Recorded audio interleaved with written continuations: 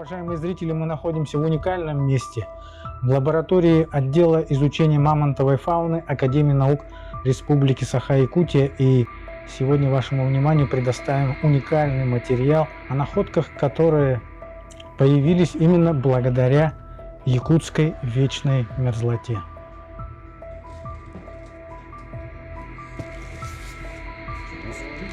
Спасибо. Будем посмотреть.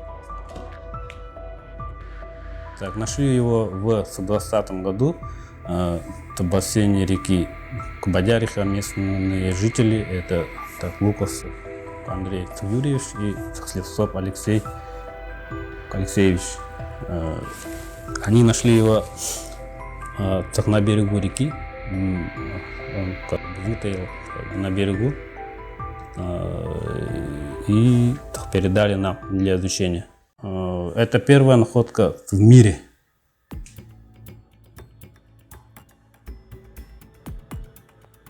Вот это носик. Вот это его ухо. Это ухо. А вот второе ухо. И вот это зубки там видны. Да. Как раз саблезубого. Его, конечно, немножко грунт смял. Поэтому он немножко такой помятый. Но общие черты есть. Очень хорошо видны. Полагаем, что это детеныш гаматерия. Ну, так называемого в народе саблезубого тигра. Нигде еще не был он найден в такой сохранности. Его находят, конечно же, по всему миру. В первую очередь это в Северной Америке, в штате Техас. Он у них идет как отдельный подвид, но это одно животное, как мы знаем, гаматерий латиденс. Нам еще предстоит большая работа. В народе он известен как саблезубый тигр, но это не тигр, как мы знаем. По-научному это гаматерий. Это довольно-таки большой род, полностью вымерший, предположительно в позднем плейстоцене. Последние представители вымерли в Америке, в Северной Америке. Гаматерия мы не знали, как он выглядит. Во-первых, никто не знал вообще в мире.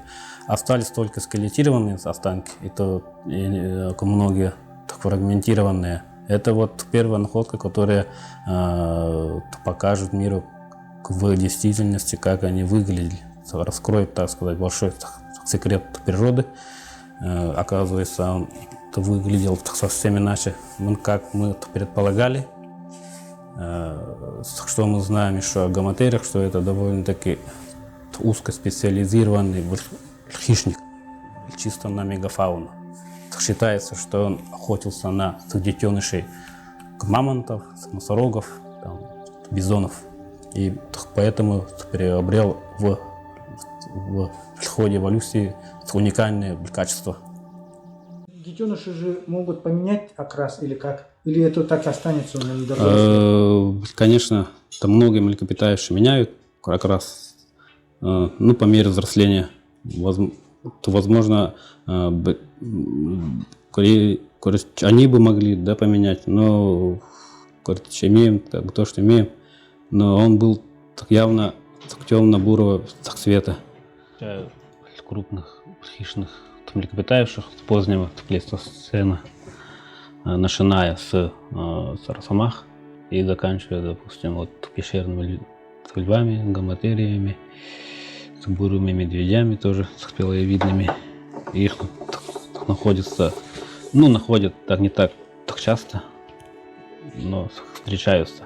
В основном находят волков спелоевидных. Это полностью вымерший вид. Считается, что это экоморф нынешнего серого волка. Потом они исчезли, и их территории заняли уже попозже нынешние волки. Допустим, в том числе и волков, и мы находим их очень много. Они были широко распространены по всему территории республики. Но, как мы знаем, у нас в республике очень хорошо, особенно в арктических частях, сохраняется вечная мерзлота. Есть вечная мерзлота, и из-за него вот сохраняются уникальные экспонаты. А если не было у нас мерзлоты, это что-то сохранилось бы или нет? Если бы не было, конечно, мерзлоты, мы ничего практически не имели бы. Мы там находим уникальнейшие материалы. Это целые туши мамонтов, носорогов, из хищников, вот, пещерных львят, вот, саблезубых, допустим, туши волков.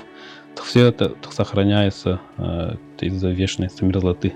Они имеют даже шерсть, когти, сохраняются, внутренние органы. Это дает нам очень много информации для палеонтологов, для, допустим, других ученых, которые изучают даже вот паразитов. Они все сохраняются в результате вечной мерзлоты. Получается, на других континентах находят тоже благодаря мерзлоте, которая там сохранилась? На других континентах сохраняется в Канаде, где вот имеется тоже вечная мерзлота, и с Аляски. Ну, в общих чертах Бригаматерий очень мало известен в территории Евразии, потому что первые его находки были в 70-х. Нашли его на берегу реки Адыши, это плечевая кость, половина плечевой кости. Петр Алексеевич там Лазарев определил его как Бригаматерий латиденс. Ага. Вторая находка, это, по-моему, был фрагментированный клык, но о нем очень мало известно. Это вот достоверная находка именно детеныша. Вот вы видите мягкие ткани, шерсть. Сохранилась хорошо передняя конечность, голова.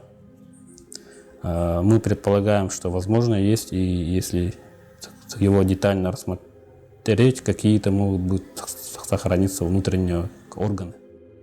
Позвонок, предполагаю, пещерного льва.